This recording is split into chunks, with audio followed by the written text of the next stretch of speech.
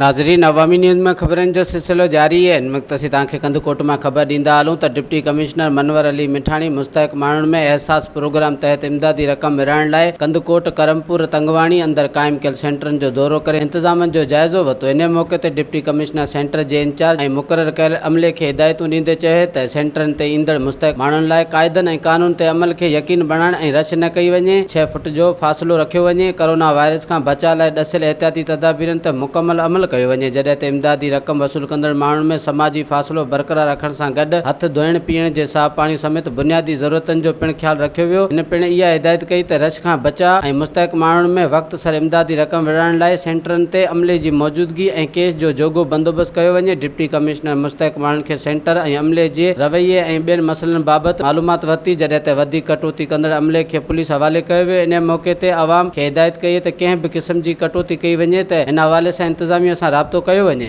वधीक ख़बरनि ऐं तफ़सील जे लाइ विज़िट कयो असांजी वेबसाइट awamiNewsHD.com ऐं ॾिसंदा रहो अवामी न्यूज़ HD।